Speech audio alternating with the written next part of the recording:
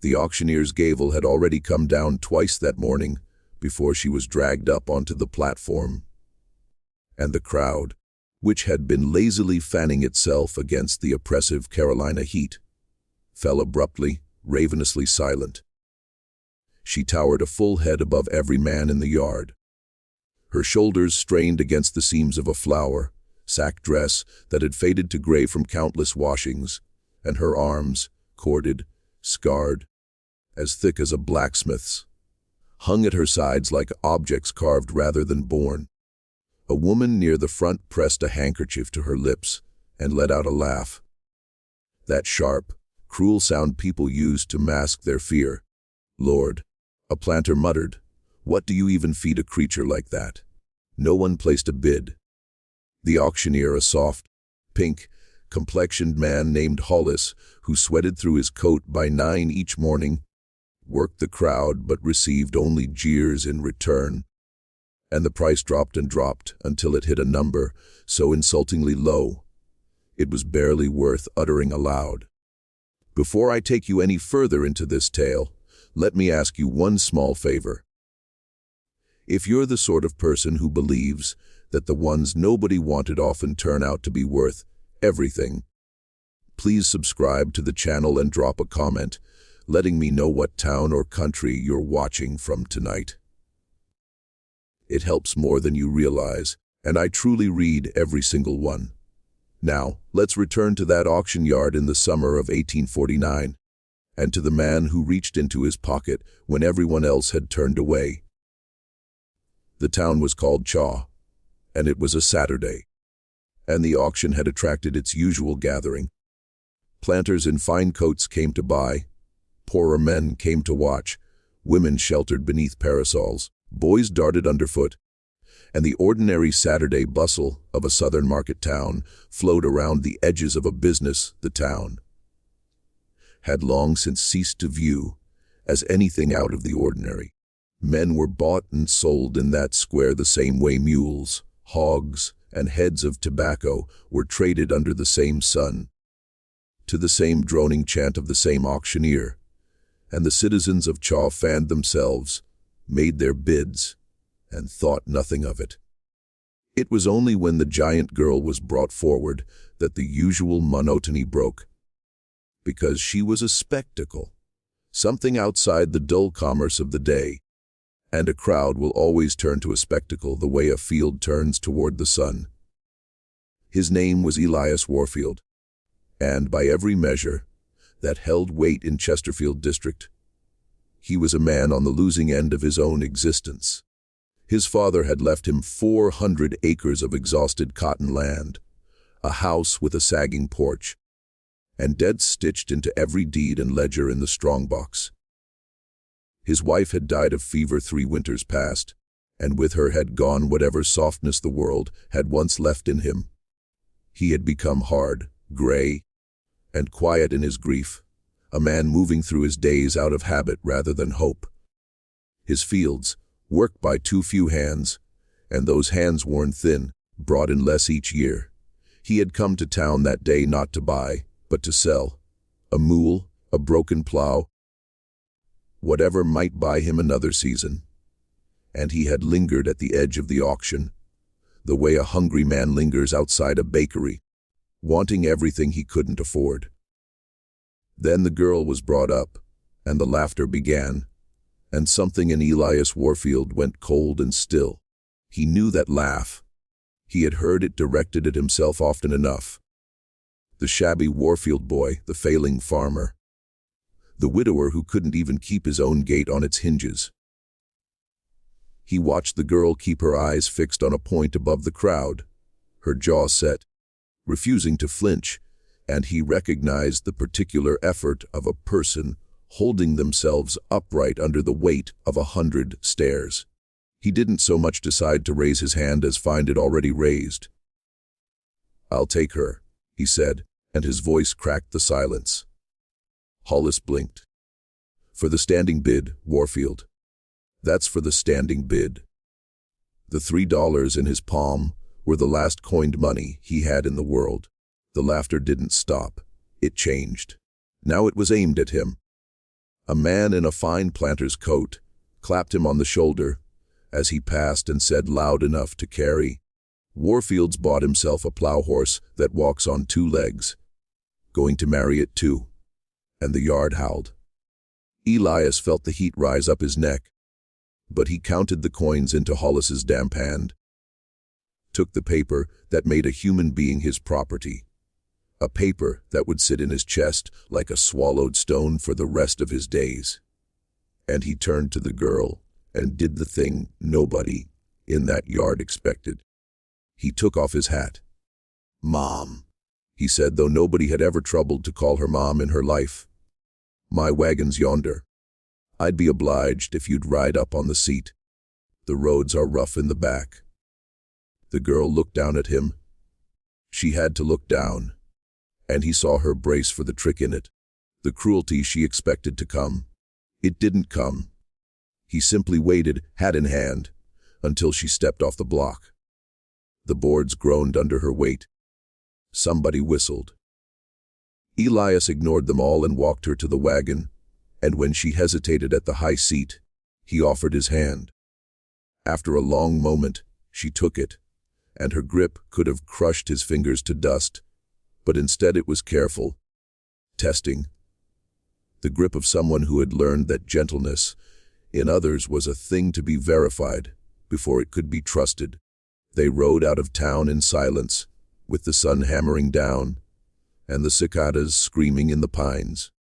The land unrolled around them, red clay roads cut deep by wagon wheels, fields of struggling cotton going gray, green in the drought, stands of loblolly pine that offered no shade where it was wanted, and everywhere the wet, heavy heat that lay on the chest like a hand.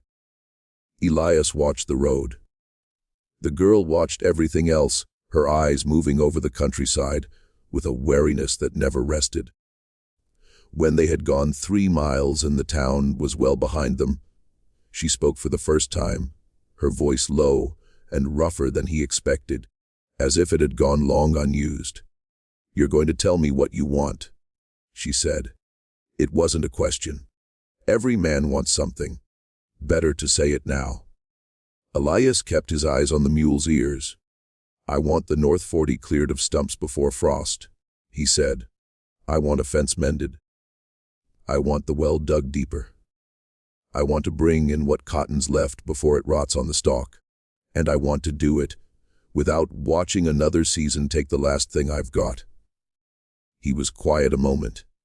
"That's the whole of it. I won't lie and say the work's not hard. It's killing work. But I don't raise my hand to anybody, and I don't let anybody go hungry under my roof. There's a bed in the loft room that's yours, and a door that latches from the inside." He glanced at her. "What do they call you?" She studied him for a long, long moment, the way you'd study thin ice before trusting your weight to it. "Delphia," she said at last. "They call me Delphia," and something in the way she said it. "They call me," as if the name belonged to other people's mouths and not to her, told Elias Warfield that whatever this woman had survived to grow so tall and so guarded, it had cost her more than he could yet imagine. He nodded once, as if a bargain had been struck, and clucked to the mule.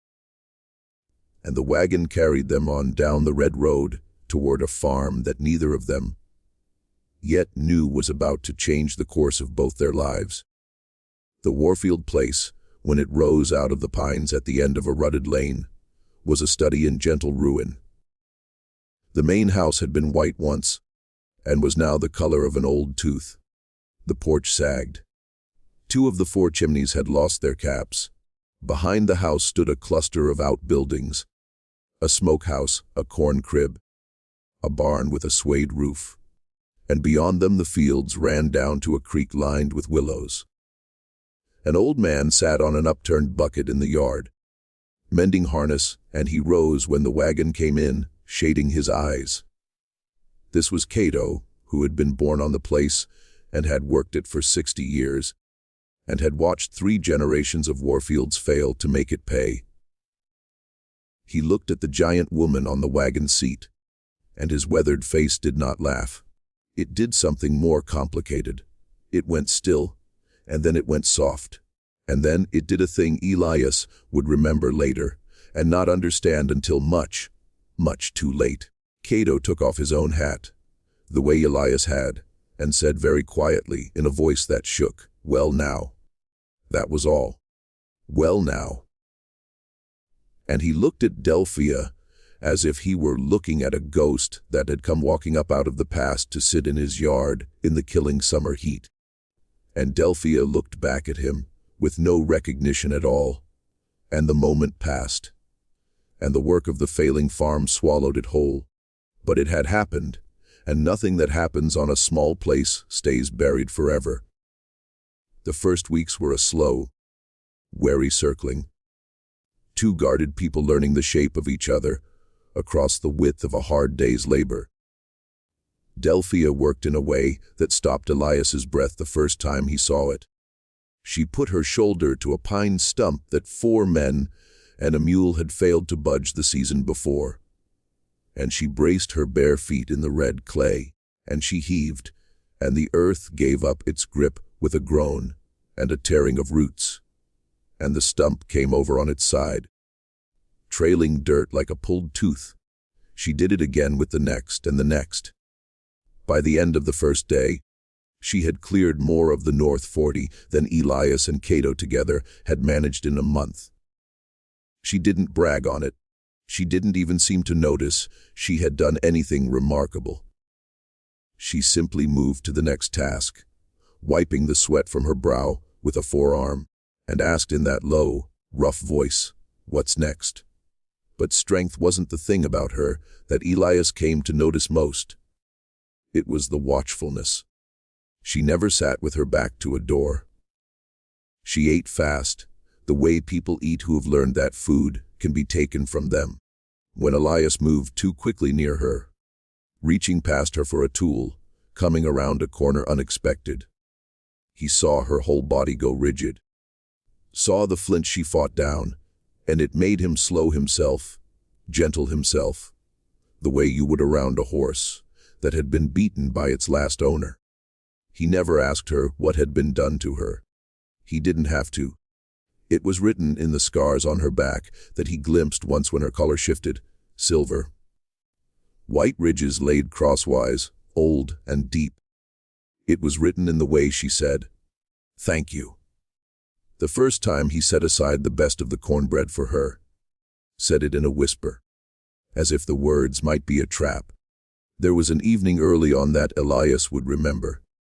Delphia had worked past dark, bringing in the last of the corn, and when she came to the well to wash, she found Elias had left a plate for her on the step. Not scraps, not leavings, but the best of the supper, the piece of meat he might have kept for himself, set out on a clean cloth. She stood over it a long time. Then she said, not looking at him, "Why?" Just the one word, and Elias, who didn't fully know the answer himself, said, "Because you worked hard, and a body that works hard ought to eat well. That's all." Delphia picked up the plate as if it might be snatched away, and she ate standing up, fast, the way she always ate, and when she was done, she washed the plate and the cloth and set them by the door. And she said, so quietly he almost missed it, "Thank you." He understood, watching her, that she was thanking him not for the food, but for the plain fact of being treated, for one meal, as something better than a mool, and that even that small mercy she did not quite trust, was braced against, was waiting to be revealed as a trick with a price attached. It broke his heart a little, and it settled something in him too. Cato watched her differently, and Elias began to notice it. The old man had taken to lingering wherever Delphia worked. He brought her water without being asked. He watched her hands when she gripped an axe or a hoe, watched her face in profile against the light. And once Elias caught him standing in the barn door, with tears standing in his eyes, watching her pitch hay into the loft, as if she were made of straw. When Elias asked him what was the matter, Cato wiped his face and said it was just the dust, just an old man's weak eyes, and went back to his mending. But he had begun to hum in the evenings, a low tune that Elias had never heard him hum before, a slow, sad, rolling melody with no words that Elias knew, and Delphia, hearing it from across the yard, would go very still, as if some deep and buried thing in her had been brushed by a hand she couldn't see. The trouble, when it came from outside, the way trouble on a struggling farm so often does. Word had spread through Chesterfield district that Elias Warfield had bought the giant girl for $3, and the district found it endlessly amusing, and then it found it useful. A neighboring planter named Royce Pettigrew, whose lands adjoined the Warfield place on the creek side, was a man with a smooth face and a cold eye, and an appetite for other men's property. Pettigrew had wanted the Warfield bottomland for years. The creek acreage was the only good soil left on the place, and it commanded the water, and he had watched Elias sink slowly toward ruin with the patience of a man who knows a fruit will fall into his hand if he simply waits beneath the tree. He held a note against Elias, bought up from a Charleston factor, and he had been content to let it ride and gather interest while the farm withered. But the arrival of Delphia changed his arithmetic. He rode over on a fine bay horse one evening in early autumn, sat his saddle in the Warfield yard without dismounting, and looked down at Elias with a smile that never reached his eyes. "Heard you made a purchase, Warfield," he said. "Whole district's talking. $3. He let the number hang, savoring it. "Now I'll be honest with you, neighbor. A creature like that's a working investment, whatever the district says. A field hand that does the work of 4. I'll give you $200 for her, cash money, and I'll knock 50 off the note besides." He spread his hands as if offering a gift. "You'd be a fool not to take it. You could pay down what you owe me and buy yourself 2 ordinary hands who won't frighten the horses." Behind Elias in the doorway of the house, Delphia had gone motionless. He couldn't see her, but he could feel her there, feel the stillness of her, the particular held breath of a person who has learned that decisions about her life are made by other men over her head, in her hearing, as though she were furniture being haggled over, which, in the eyes of the law and of Royce Pettigrew, she was. Elias didn't turn to look at her. He kept his eyes level on the mounted man and said, "She's not for sale." Pettigrew's smile thinned. "Everything's for sale, Warfield," he said softly. "It's just a question of the price and the pressure. You remember I hold your paper." He gathered his reins in no hurry. A man who had said what he came to say and knew it would work on the listener like water on stone. Given time. Think on it. 200 solves a great many of a man's troubles. Pride solves none of them, and he turned his fine bay horse and rode away into the dusk, unhurried. And the threat rode away with him and settled over the farm like the first cold of the coming winter. When Elias finally turned to the doorway, Delphia was gone from it, back into the shadows of the house, and at supper she wouldn't meet his eye. And he understood that Pettigrew's words had landed on her too.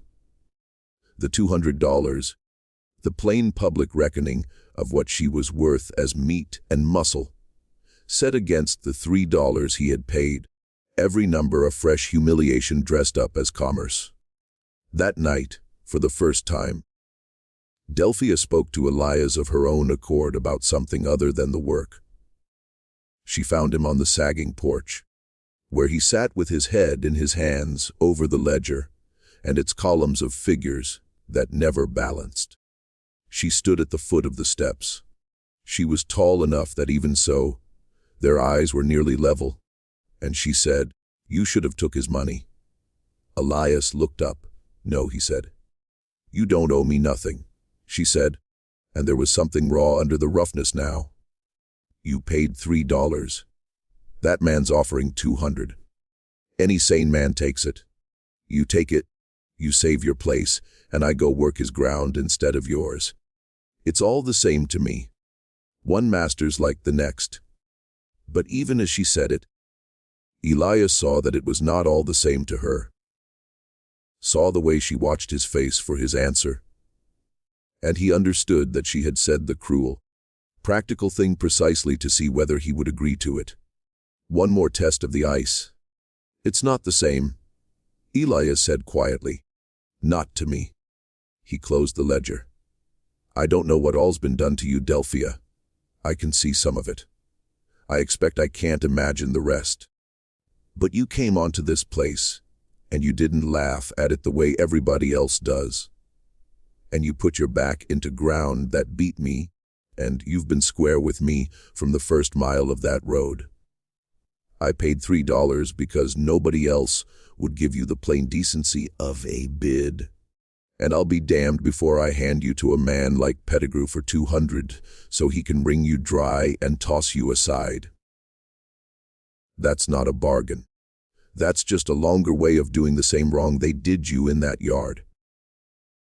He stood tired and picked up the lamp. You've got a bed and a door that latches, same as I said. Good night. And he went inside, and Delphia stood a long while in the dark yard, with the crickets carousing around her, and something in the frozen creak of her began, very slowly, to thaw. Winter closed over Chesterfield district, and it was a hard one. The cotton came in thin and poor, barely enough to cover the interest on Pettigrew's note, and Elias sold the last of the good mules and 2 hogs to make up the difference. Riding into town himself to hand the money to Pettigrew's agent so he wouldn't have to see the man's satisfied face. But if the farm was failing slower now, it was failing slower because of Delphia, and everyone on the place knew it. She had dug the well 8 feet deeper single-handedly, standing in the cold muck at the bottom and passing up buckets of clay until sweet water welled in where before there had been only silt. She had mended the barn roof, walking the ridge pole, with a load of shakes on her shoulder that would have staggered 2 men. She had done the killing work, the work that had been slowly killing Elias. And she had done it without complaint, and something had shifted in the small, strange household because of it. They had become, without any of them quite saying so, a kind of family, the failing widower, the old man, and the giant woman nobody wanted. It was a strange household, and it would have scandalized the district had the district troubled to look closely. But the district had written the Warfield place off, and its very failure gave it a kind of privacy. Behind the sagging porch, out of the world's sight, 3 people who had each been discarded in their own way. The widower by fortune, the old man by age, the woman by the auction block, kept each other warm through a hard winter. In the evenings they sat around the kitchen hearth, the only warm room in the drafty house. And Cato told stories of the old days on the place, of Elias's grandfather, and the year the creek froze solid, and the time a panther took a calf right out of the near pasture. And Elias mended harness, and Delphia sat with her great scarred hands still in her lap and listened. Sometimes, when the fire burned low and the talk ran out, the silence in that kitchen was the first easy silence Delphia had known in her life. A silence with no threat in it, no waiting for the blow, just 3 tired people and the pop of the fire, and the wind shut out beyond the walls. She had begun to talk a little more, not about her past, never about that, but about the work, about the land, about small things. She noticed the weather before it turned. She knew somehow how to gentle a frightened animal, how to set a bird's broken wing, how to find water and read the sky.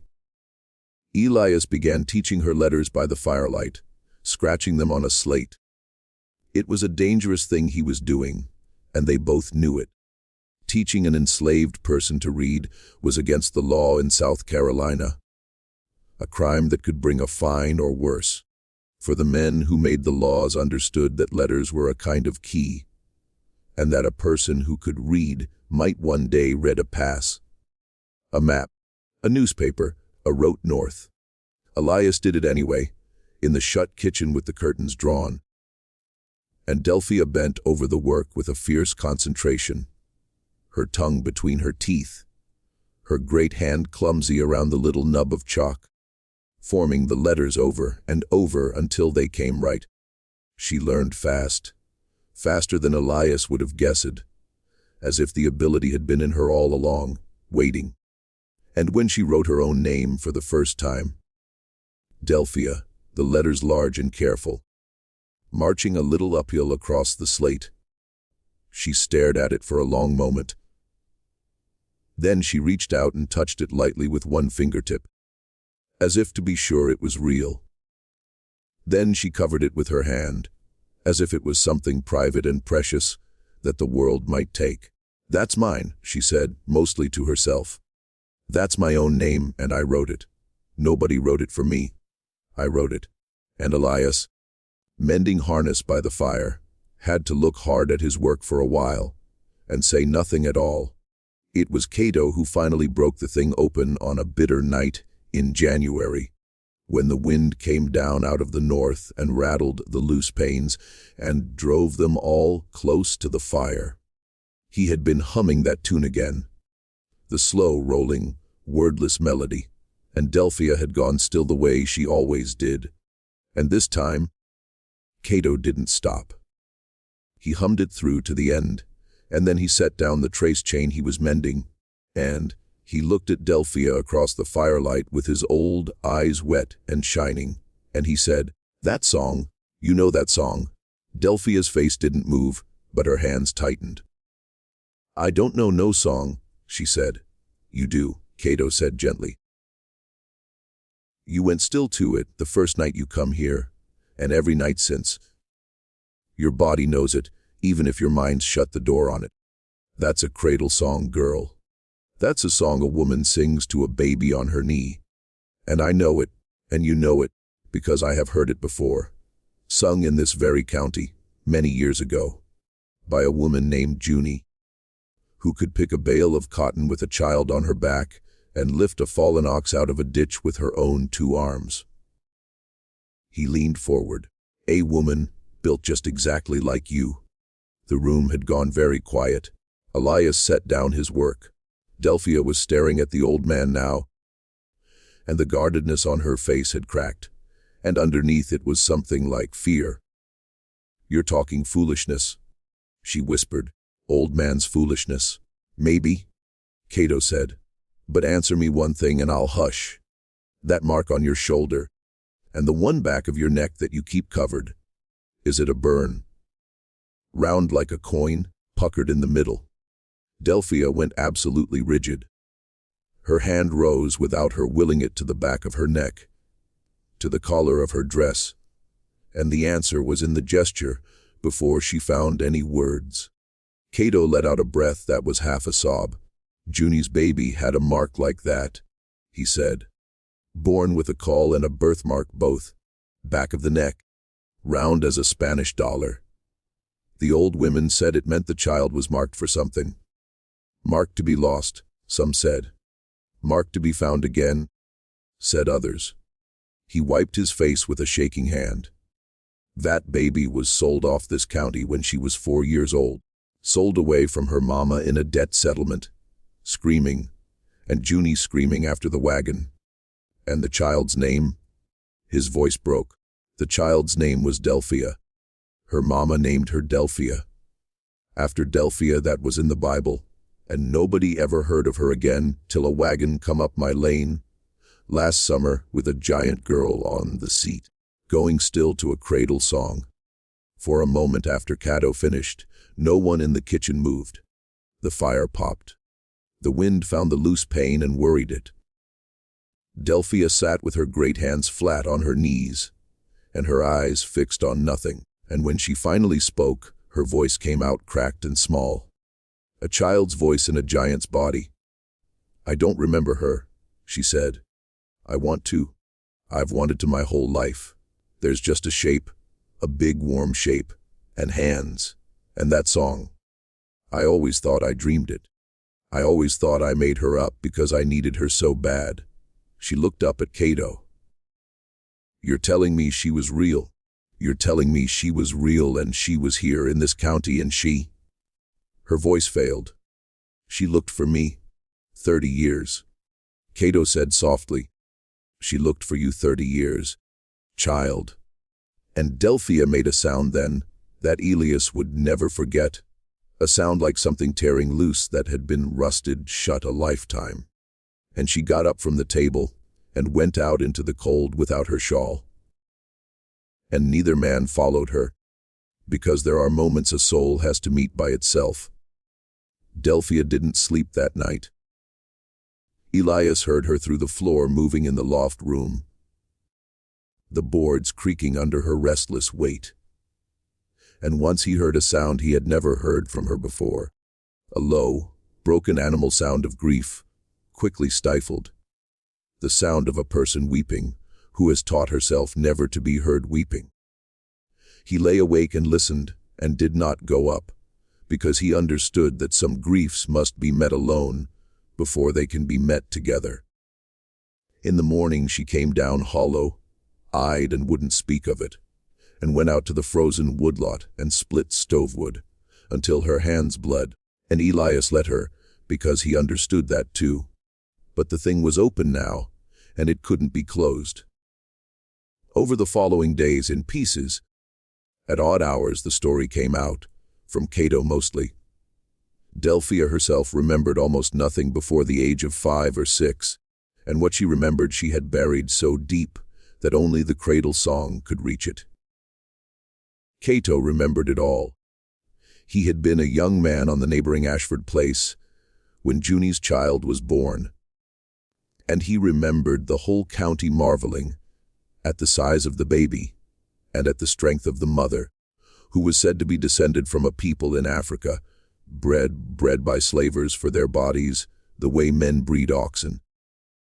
He remembered the debt that had ruined the Ashfords and the settlement that had scattered their people to the 4 winds, and the particular cruelty of the trader who had taken the 4-year-old, a man who dealt in children precisely because they could be carried far and sold where no one knew them. Their origins erased, their names replaced, their mothers left screaming in the dust of the road. "They took you south," Cato said. "Down into the cotton country," is what they said. "Down into Mississippi, Alabama, someplace the cane and the cotton eat people up. And your mama," he stopped. "Your mama never stopped. 15 years she worked at Ashford Place before it changed hands again, and every soul that come through, every trader, every drover, every free black man traveling with a pass, she'd ask, 'You've seen a girl? Big girl. Mark on her neck. You've seen my Delphia?' She'd send word by the grapevine telegraph. You know how word travels among us, hand to hand, mouth to mouth, faster than any letter. Word went out for years, a mother looking for a stolen child, and it never come back with an answer, and folks stopped asking. And Junie," Cato's voice failed him. Elias, sitting quiet in the corner, saw Delphia's face and had to look away from the nakedness of what was on it. "Is she living?" Delphia said. It was the first question she had asked. "My mother. Is she living?" And Cato, who was a truthful man, said the truthful thing, which was, "I don't know, child. I don't know. She was sold off this county her own self, 10 years back, when the Ashford place broke up for the last time. West, they said. But I don't know where, and I don't know if she's above ground. And I won't lie to you and say I do." Delphia nodded, slowly absorbing it, and then she said something that broke Elias's heart clean in two. She said, "I used to make her up when I was little.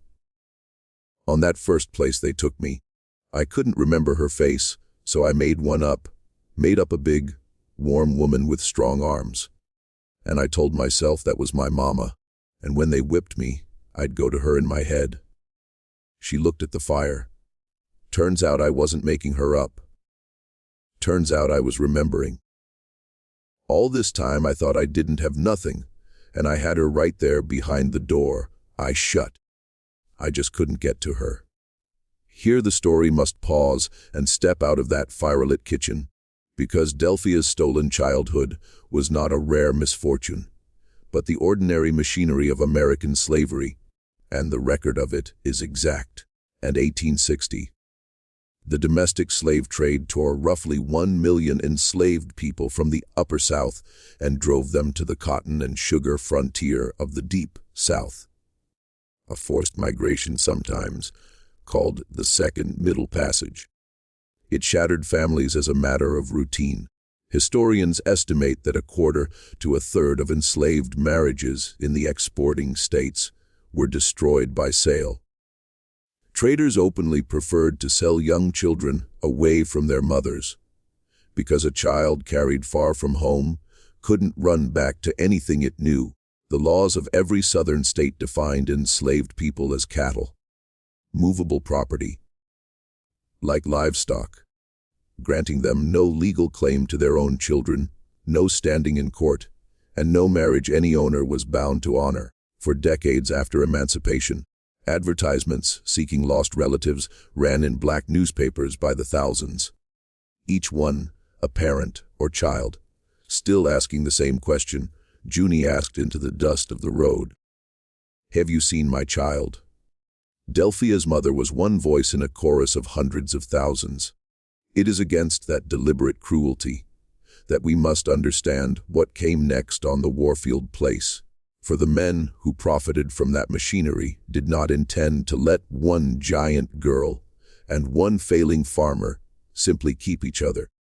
Spring came late and mean to Chesterfield District, and with it came Royce Pettigrew, no longer content to wait beneath the tree. He called in the note. He did it legally, through a Charleston attorney, in a letter that arrived on fine paper, and gave Elias 60 days to pay the whole sum or forfeit the creek bottomland. The only acreage worth having. The land that would leave the rest of the farm worthless without it. Elias read the letter twice and set it down on the kitchen table and put his head in his hands. And Delphia read it over his shoulder slowly, sounding out the long words she had learned by the winter fire. And when she understood it, she went very quiet and very still, and Elias knew what she was thinking before she said it. 200, she said. That's what he offered for me. You sell me to him. You clear half the note in one stroke, and you find the rest somehow. It's the only way you keep the land. Elias lifted his head. We've had this talk, he said. This ain't the same talk, Delphia said. Last time it was pride. This time it's arithmetic. You lose that bottle land. You lose everything, the place that graves your daddy's name on the deed, all of it. For what? For me. A woman you paid $3 for and known one winter. That's not a bargain either, Elias. That's just foolishness dressed up as decency. But her voice shook on the last word, and Elias understood that she was not truly arguing to be sold. She was doing the thing she always did, laying out the cruel, practical arithmetic, and watching his face to see whether this time, with everything on the line, he would finally take it. She was testing the ice one last time with her whole weight. No, Elias said, and then he said the rest of it. The thing he had not let himself say through the whole long winter. I'm not selling you, because you're not mine to sell. That paper in the strong box says you are. I know what it says, but I've known the truth of it for months, and I'll say it plain now, you're not my property, and you're not my field hand. You're the reason this house is laughing in it again. You're the reason I get up before light, glad of the day. He turned the ledger over in his hands. not looking at it. When Sarah died, my wife, I stopped noticing things. The sun coming up, the smell of the fields after rain, all of it went gray, and I let it, because it was easier to let it. And then a wagon come up that lane with you on it, and slow, without me hardly knowing, things started having color again. The stumps you pulled, the well running sweet. You bent over that slate, spelling out your own name like it was the finest thing you ever made. And it was. He stopped, his face red. A man unused to speaking his heart. I paid $3 for you, and you have paid me back 100-fold. And none of it was ever the work. It was you. I'd sooner lose every acre and go sharecrop another man's dirt than hand you to Pettigrew.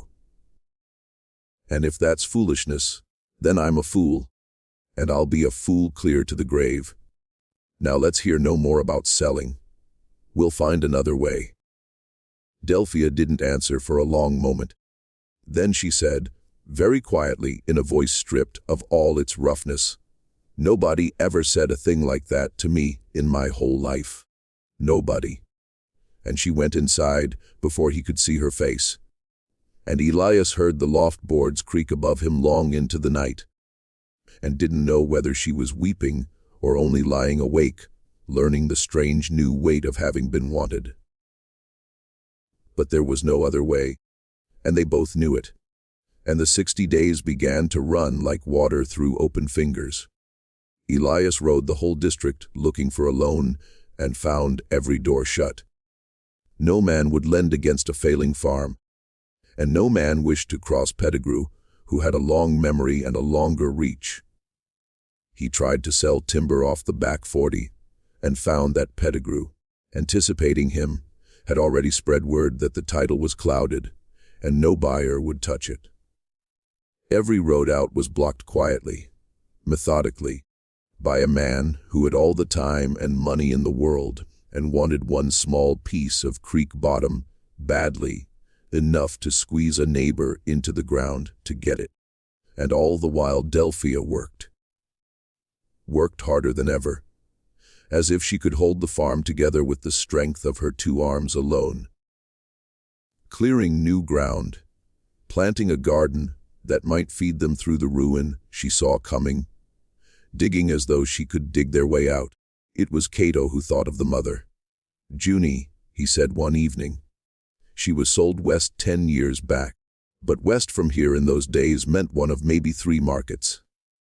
And a woman that size, that strong, folks remember. Folks always remembered Junie. He looked at Delphia. "The grapevine still runs, child.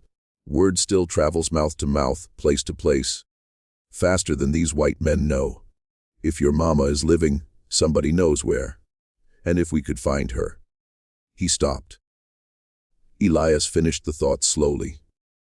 "If we could find her, and if she's on a place that could be reasoned with." He shook his head. "It's a thin hope." "It's more hope than we had this morning," said Delphia. And for the first time in weeks, there was something other than dread in her face. So they sent word out. It went the way such word had always gone among the enslaved people of the South. By the invisible network that ran beneath the notice of masters. The grapevine telegraph, the passing of news from a driver to a ferryman, to a woman drawing water, to a man with a pass to travel.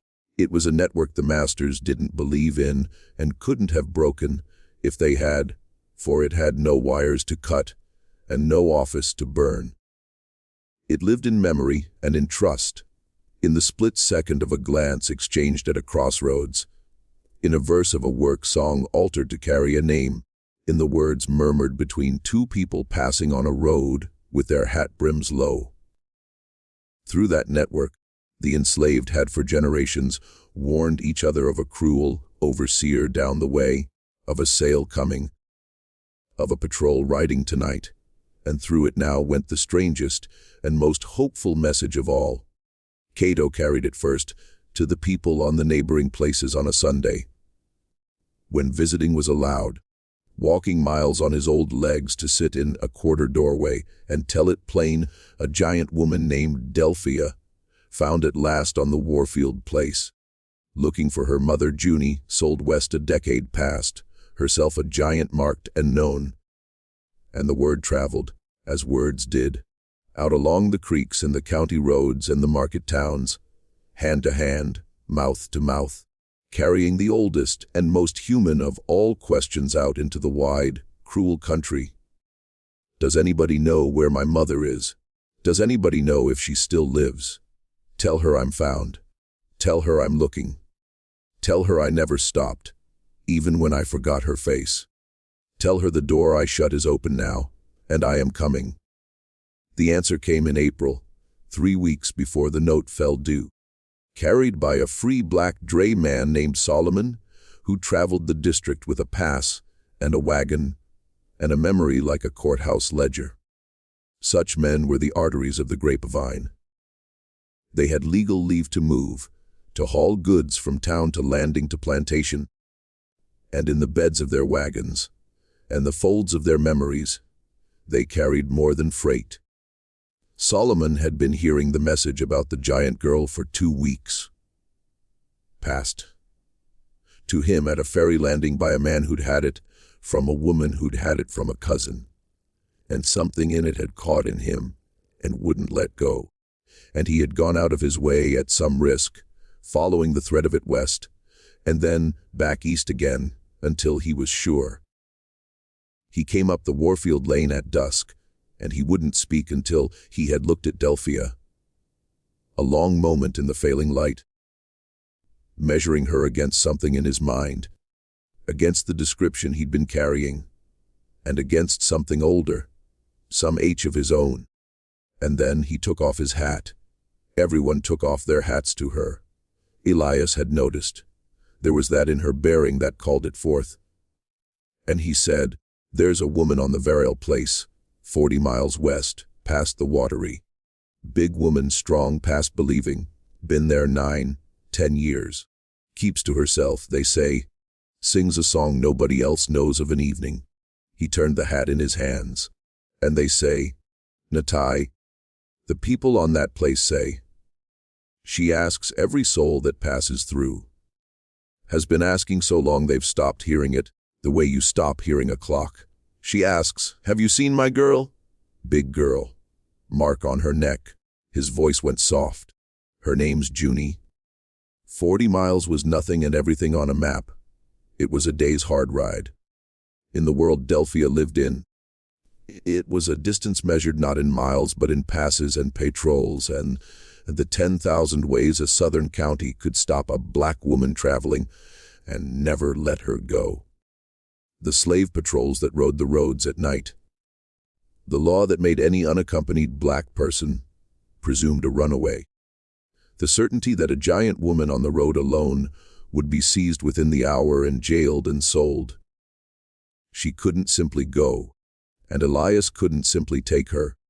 For to take her onto another man's plantation and lay claim to his property was a thing that could end with both of them dead in a ditch, and the law calling it justice. But the Varel place could perhaps be reasoned with if a white man of some standing made the approach. And Elias Warfield, for all his poverty, was a white man with his name on a deed. And that, in the terrible arithmetic of that world, was a key that could open doors that were bolted against Delphia forever. They made their plan by firelight. The 3 of them, and Solomon the drayman, who had agreed to guide them for reasons he didn't fully explain, but that had something to do with the way he had said Junie's name. Elias would ride to the Varel place openly, as a planter seeking to buy a strong field hand.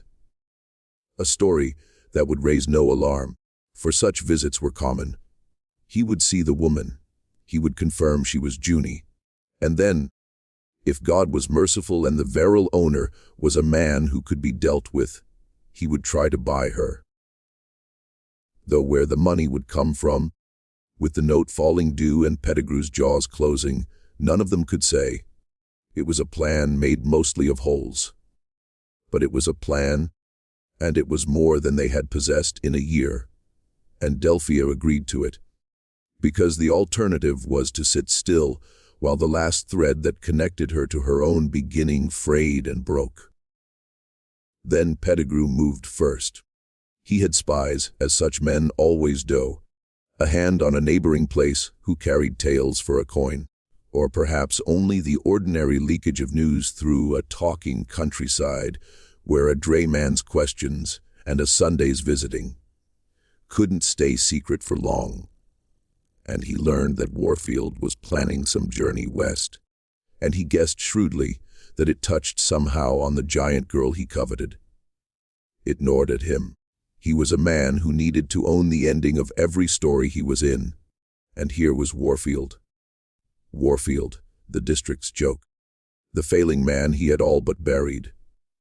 Moving pieces on a board Pettigrew couldn't quite see. He didn't intend to let Elias find whatever he was seeking. On the very eve of the planned journey, Pettigrew rode into the Warfield yard with 3 mounted men behind him.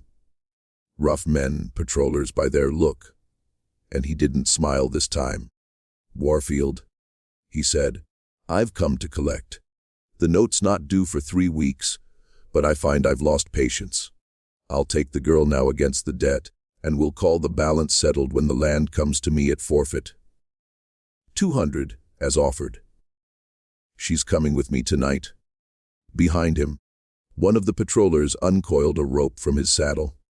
"Legal or not," Pettigrew added softly, "she's coming.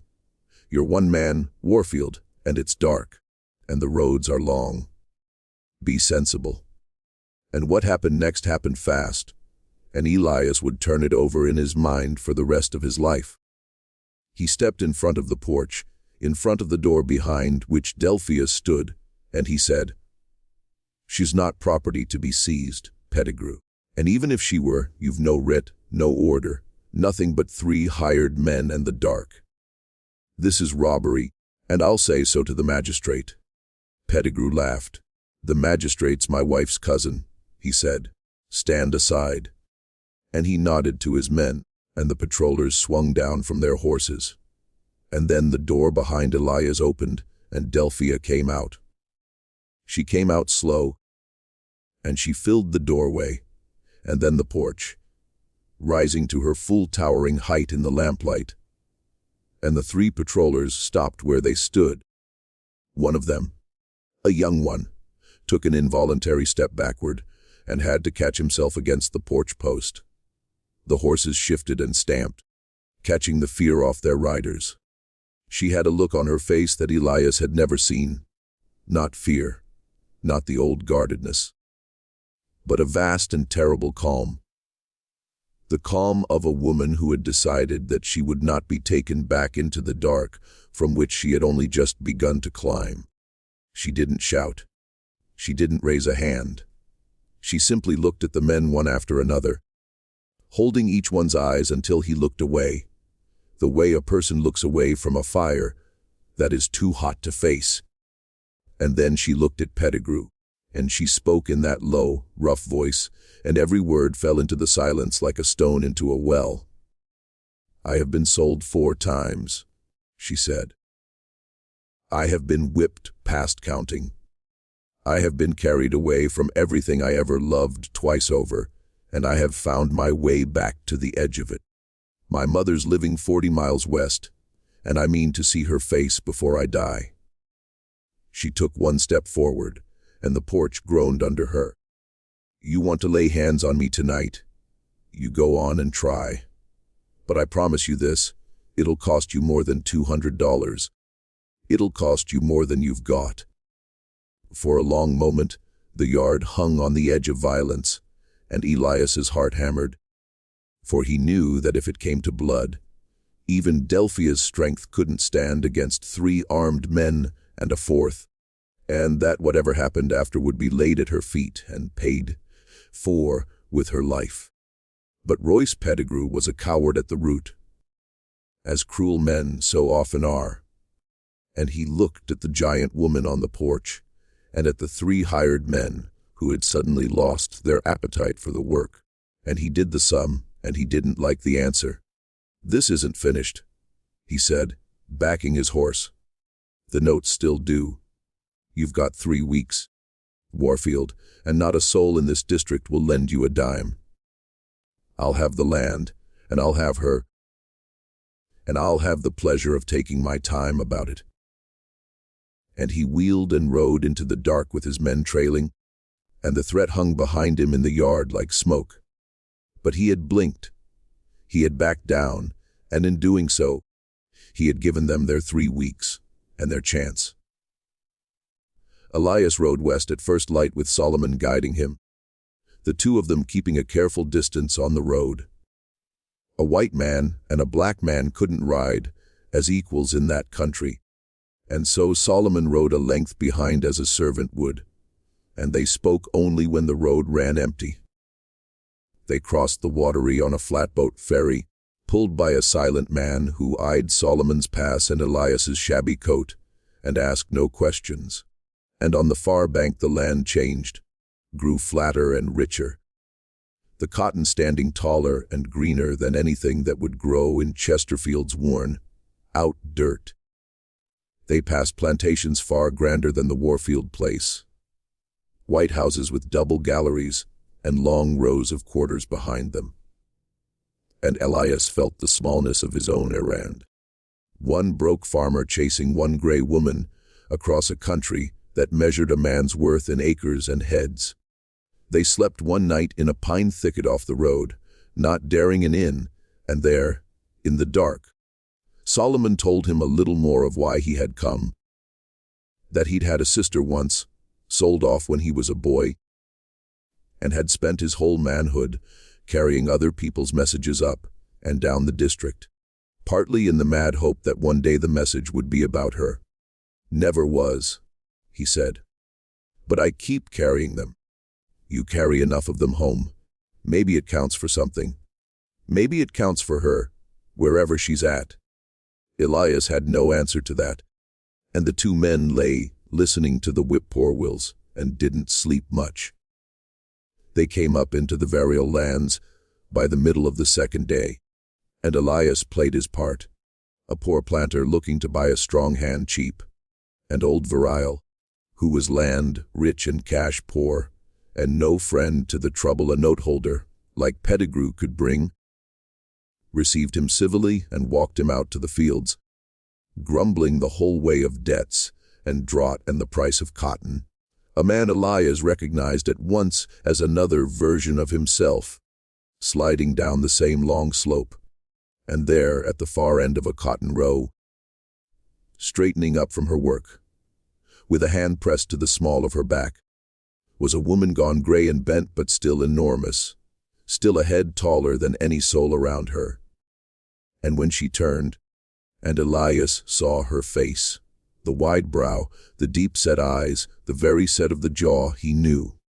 He had to grip the fence rail to keep his feet, because it was Delphia's face. Delphia's face aged 30 hard years, and he knew past any doubt that he had found her. Junie, the mother who had never stopped asking, the woman who had sung a cradle song into an empty house for 30 years, waiting for a child the whole world had told her was gone forever. Elias didn't tell Junie that day who he was or why he had come. He couldn't. One wrong word in front of Varial, one flicker of hope on that gray face, and the whole fragile plan could shatter. He completed his false errand, haggled unconvincingly over a price he couldn't pay, said he would think on it and return, and rode away with his heart in pieces, carrying the image of that face back across the watery to the daughter, who had made up a mother out of longing, and had it turn out real. When he told Delphia, when he described the wide brow and the deep eyes, and the way the old woman pressed her hand to the small of her back, exactly as Delphia did, the same gesture, mother and daughter easing the same ache across 40 miles and 30 years. Delphia sat down slowly on the porch steps, her great frame folding, and for a moment she couldn't speak at all. Then she said, "What did she look like? Tell me again. Tell me every part of it." And Elias told her again, slower, sparing nothing, the gray in the hair that had once been black, the stoop in shoulders that had once been straight as Delphia's own, the hands, the eyes, the way she'd looked up from her work at the sound of a stranger's voice with a flicker of the old hope she'd surely long since stopped letting herself feel. And Delphia listened as if she were drinking it, as if each detail were a piece of a face she had spent a lifetime trying to assemble in the dark. And when Elias finished, she wept. And this time she didn't stifle it, didn't turn away, didn't muffle the sound against her sleeve, the way she had that first night in the loft. She wept openly, a grown woman crying like a child for a mother, and Elias sat beside her and let her weep against his shoulder, his arm around her, though she was half again his size. And Cato stood in the yard with his hat in his hands, and his old face shining wet in the dusk. And the crickets sang, and something that had been broken for 30 years began at last to knit. But wanting was not having, and finding was not freeing, and between Delphia and her mother stood the same wall that stood between every enslaved person and their heart's desire, money and law, and the will of men who owned them. Verrill would sell Junie. He needed cash, and the old woman's best working years were behind her. But he wanted $300. And Elias didn't have 3, let alone 300. And the note to Pettigrew fell due in 19 days. It seemed impossible. It was impossible, and yet the news of it had gone out along the grapevine telegraph, the way all news went. And news of that kind. A lost mother found, a giant girl who had climbed up out of the dark, a good white farmer trying against all odds to reunite them, was the kind of news that moved people. It moved them in the quarters of a dozen plantations, where men and women who had themselves lost children and mothers and husbands to the trade heard the story and wept and reached into hiding places for the few coins they had saved over years toward some small dream of their own. It moved the free black community of the district. The dray men and the ferrymen and the skilled tradesmen who lived in the narrow margin the law allowed them, who passed a hat quietly, dangerously among themselves. It even moved a few white folk. A widow who had lost her own daughter to fever and couldn't bear the thought of a mother losing one to something crueler. A young preacher new to the district who had begun to doubt the thing his elders called God's ordained order. Old Verrill himself, who knocked $50 off the price when Solomon finally, cautiously, told him the truth of what he was selling. The coins came in 1s and 2s, and each one had a story. A blind old man on the Harmon place sent a single silver bit tied in a rag, carried by a boy, with word that he'd been saving it toward a headstone for himself, but reckoned a living mother was worth more than a dead man's marker. A cook on the Pettigrew place itself, on Pettigrew's own place, under his own roof, sent what she'd hoarded from selling eggs on the side, and sent with it a message that made Delphia put her hand over her mouth. Tell her. Some of us been praying on this a long time, and we don't none of us forget a mother that never quit. A free black cooper in town sent a whole $1 and wouldn't give his name. 2 field hands on the Verrill place, who had known Junie 10 years, and had heard her sing her song into the dark 10 years running, sent a handful of copper and a request that if the thing came off, if the mother truly went free, somebody bring word back across the watery, so they might know that one time, the story ended the way it was supposed to. Elias kept the money in a sock in the strongbox, and counted it by candlelight and watched it grow, dollar by painful dollar, and watched too how far it still had to go, and felt the 19 days burning down like a fuse. But it wasn't enough. 19 days was too short, and the sum was too large, and the arithmetic still didn't close, until Delphia herself closed it. She went to Pettigrew. She walked the 4 miles to his fine, columned house alone, in daylight, her head high, and she stood in his yard and called him out. And when he came onto his porch, she made him an offer. "You want the bottomland," she said. "You've wanted it for years, and you want to see Warfield broke, and you want to see me put back in my place. Well, here's what you can have. I'll go with you freely. No fight. I'll sign whatever mark you want on whatever paper, and I'll work your ground, and you'll have the strongest hand in the district for the rest of my days. In exchange, you tear up Warfield's note, all of it. He keeps his land, and you give the money you'd have paid for me, the 200, to old Varial west of the Watery for a broke. Down gray woman that can't pick half a bale. That's my price. You get me? Elias keeps his farm, and my mother goes free to live out her days on the Warfield place, where there's a bed and a door that latches." She looked at him steadily. "That's the whole of it. Take it or don't." It was the cruelest bargain and the most loving. She was selling herself back into bondage to buy her mother's freedom and her benefactor's survival, trading her own hard, won hope for theirs. Pettigrew, who couldn't comprehend such a thing, saw only that he was being offered everything he wanted, and he took it greedily before she could think better of it. And it might have ended there. It would have ended there, with Delphia's terrible sacrifice standing. Except that Elias Warfield, when he learned what she had done, did a thing that Royce Pettigrew, in all his scheming, had never once imagined a broken, beaten man might do.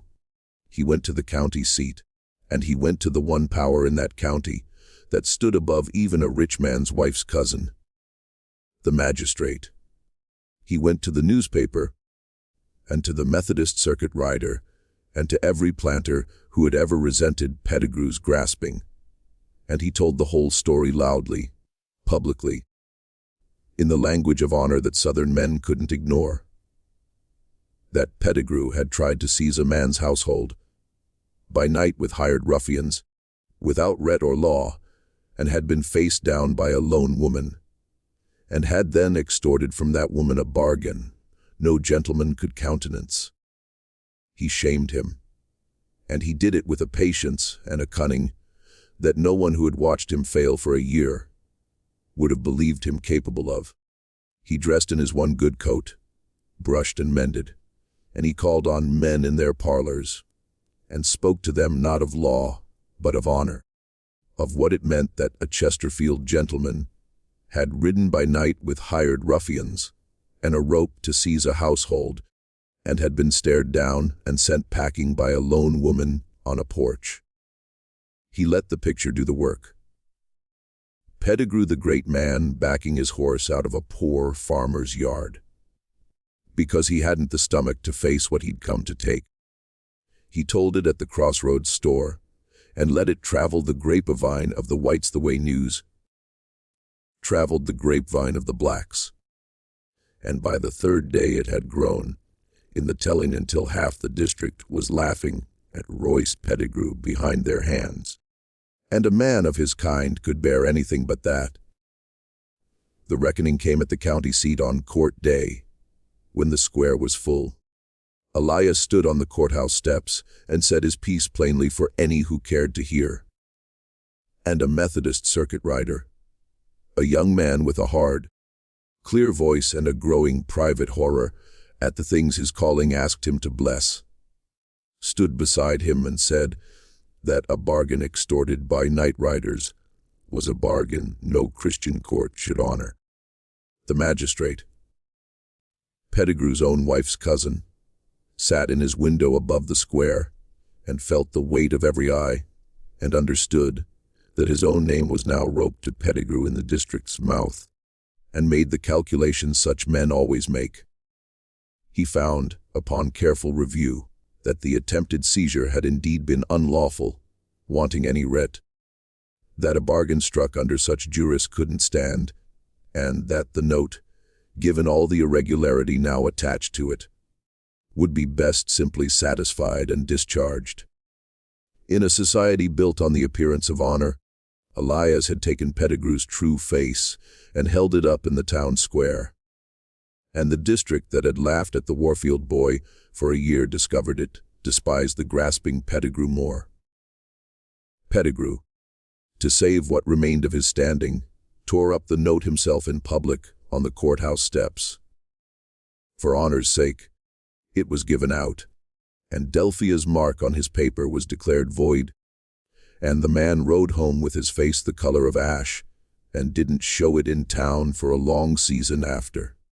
How the last of the money was found, the 300, less Varial's 50, less the 200 wrung at last from a humiliated Pettigrew as the price of the district's forgiveness, is a story of 100 small hands, and it is the truest part of this whole account. Before we tell its ending, the story must pause once more and speak plainly, because what saved them was not one man's cleverness, but a hidden nation's solidarity, and that too is a matter of record. Enslaved and free, Black Americans built beneath the surface of the slave-holding South dense networks of mutual aid. The historical record confirms in detail the grapevine telegraph was real.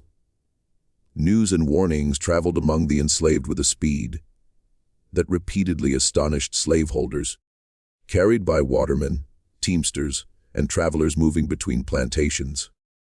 Free black communities, though hemmed in by law and constant threat, pooled scarce resources through mutual aid and burial societies, and again bought the freedom of relatives, one painful sum at a time. Self-purchase and the purchase of kin were among the most common paths out of bondage. And, after the war, when at last they could search openly, formerly enslaved people placed thousands of information wanted advertisements in newspapers, hunting the mothers, children, and spouses the trade had scattered. Some reunions coming 50 years too late, and some coming true. Delphia and Junie were in the end among the fortunate few. Most were not. It is only right that we remember the many, even as we rejoice for the two. For rejoice we must, because the wagon that came up the Warfield Lane on a warm evening in May of 1850 carried a gray and bent and enormous old woman. And Delphia was waiting in the yard, and there are no words for the sound the two of them made when Junie climbed down and saw at last, after 30 years, the face of the child she had never stopped seeking. The old woman came off the wagon slow, her joints stiff from the long ride, and she stood in the lane and looked up. For even bent with age, she had to look up only a little. Mother and daughter of the same impossible height, and her hand rose to her mouth. She took one step, and another. And then she reached out with a trembling hand and turned Delphia gently by the shoulder. The way you'd turn a child to check a hurt. And she pushed aside the collar of her dress. And there it was, the mark, round as a Spanish dollar, that she had kissed goodbye on a screaming 4-year-old 30 years and a lifetime ago. Junie made a sound that was not a word, that was older than words, and her knees went, and Delphia caught her mother up in those arms that had pulled stumps and lifted roof beams, held her up as easily as she'd have held a child, and the two of them sank down together into the red dust of the lane. They didn't speak. They only held each other, rocking, while old Cato wept openly with his hat pressed to his chest. And Elias turned away to give them their moment, and found he couldn't see for the water in his own eyes. And Solomon the drayman took off his hat one last time, and looked at the two enormous women in the dirt, and thought perhaps of a sister on a road long ago, and let the tears run down and didn't wipe them. And that night, in the warm kitchen of the failing farm that had somehow, against every arithmetic, not failed, Junie sat by the fire and took her daughter's great scarred hand in her own great scarred hand. And she began, very softly, to sing the slow, rolling, wordless cradle song, the song that had lived in Delphia's body when everything else was locked behind a shut door. And Delphia, who had learned that year that she had never truly been alone, that she had carried her mother inside her all along, laid her head on the old woman's shoulder and hummed along, and finally, after a lifetime of watching the ice, let her whole weight rest. The farm never made a rich man of Elias Warfield. The land was still worn, and the seasons were still hard, and the note was gone, but the poverty was not. Not entirely. But it fed them all, the four of them, the odd, cobbled family the auction block had assembled, the widower, the old man, the giant daughter, and the giant mother. And it was, by every account of the neighbors who had once laughed, a place with a great deal of laughing in it. Junie's hands, though slowed, remembered the healing arts of the quarters, and she doctored sick animals and sicker neighbors, black and white alike, until folk came to the Warfield place for remedies the way they had once come to laugh.